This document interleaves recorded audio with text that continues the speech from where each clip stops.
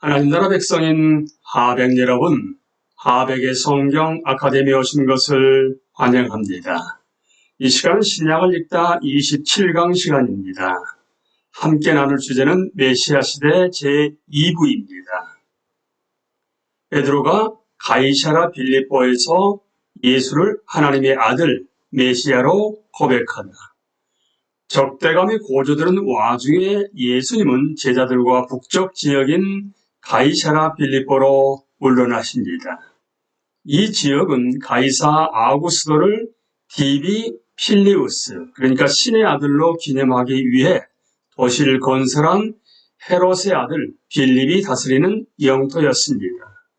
갈릴리 바다 북단에서 약 40km 정도 더 가야 하는 예루살렘에서 멀리 떨어진 이곳에서 예수님은 제자들에게 물으십니다. 사람들이 나를 누구라고 하느냐?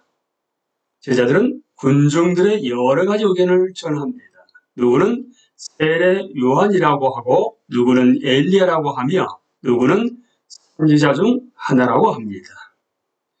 사실 이 답변들 모두 타당한 것이었습니다.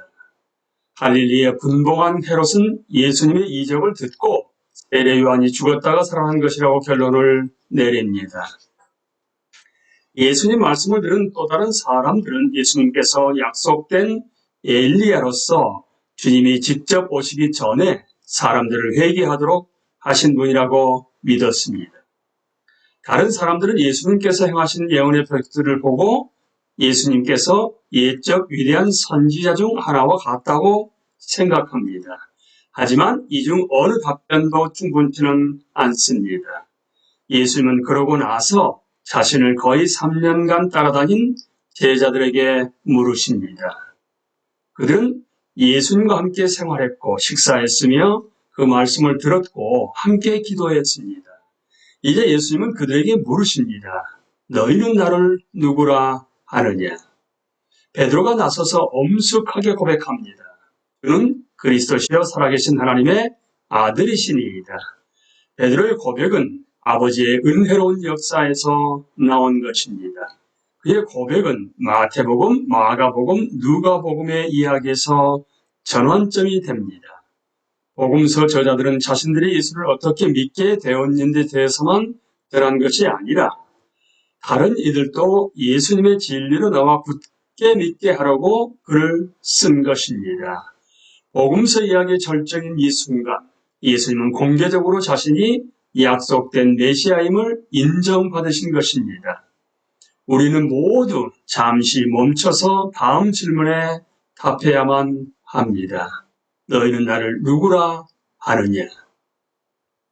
만약 당신이 예수님이 메시아이며 죄를 용서하는 권세를 지니신 분임을 믿지 못한다면 하나님께서 지금 눈을 열어서 예수님을 보고 믿음으로 반응하게 해달라고 구하기를 권면합니다.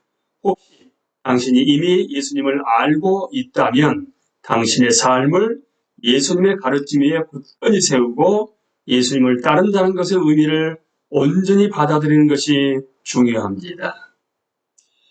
예수님은 메시아가 반드시 고난당하고 죽고 살아나야 할 것을 가르치십니다. 베드로의 위대한 신앙 고백 후 이제 예수님은 대부분의 시간을 제자들에게 할애하십니다. 예수님은 자신이 메시아라는 것이 무슨 뜻인지 설명하셔야만 했습니다. 예수님은 자신이 메시아임을 아무에게도 말하지 말라고 엄하게 명하십니다. 그들은 아직 세계 선교에 나설 준비가 되어 있지 않았습니다. 그들은 아직 십자가에 죽으신 예수 그리스도의 복음을 이해하지 못했습니다. 예수님은 제자들에게 자신이 메시아로서 예루살렘에 올라가 장로들과 대제사장들과 서기관들에게 많은 고난을 받고 죽임을 당하고 제3일에 살아나야 할 것을 알리십니다. 방금 전에 예수님께 칭찬을 받았던 베드로조차 이 하나님의 구속 계획을 이해하기는 너무나 힘들었습니다. 그는 이렇게 답합니다. 주여 그리 마옵소서. 이 일이 결코 주께 미치지 아니하리이다. 예수님은 베드로를 십자가를 피하게 만들 방법을 강구하는 사탄의 몫으로 여기시고 책망하십니다. 그리스도의 십자가는 원수의 고소를 무너뜨리고 경건치 않은 자를 믿음으로 의롭게 할 것입니다.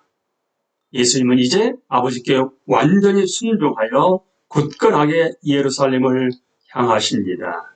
예수님은 제자들에게 다음과 같은 본을 제시하시고 따르라고 하십니다.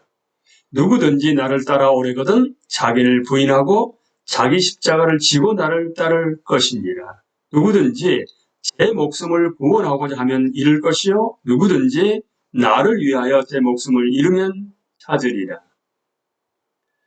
변화되신 예수, 모세와 엘리야가 예수의 탈출을 논하다.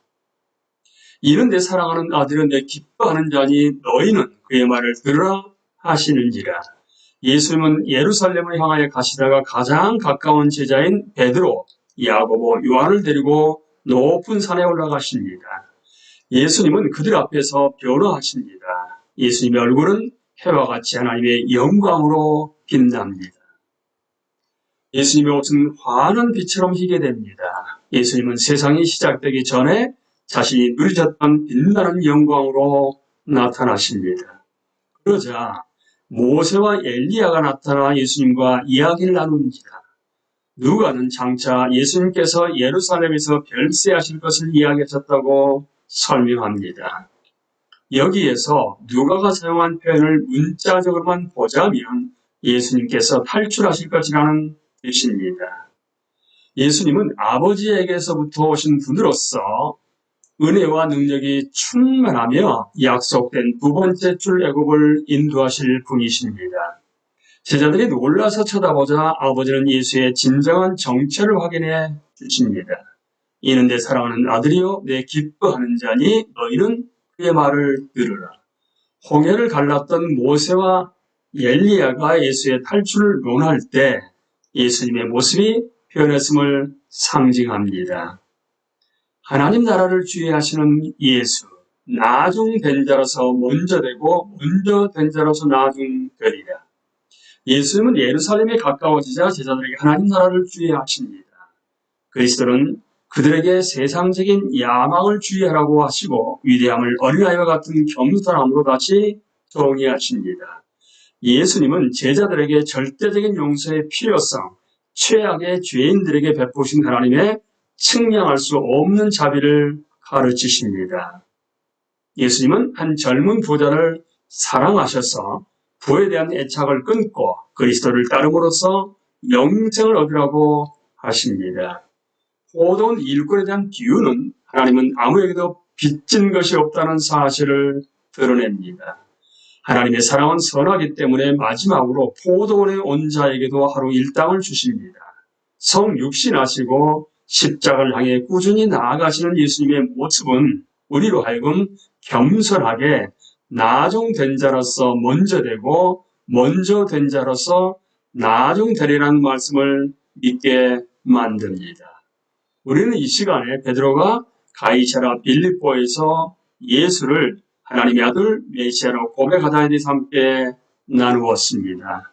강의를 마치겠습니다. 감사합니다.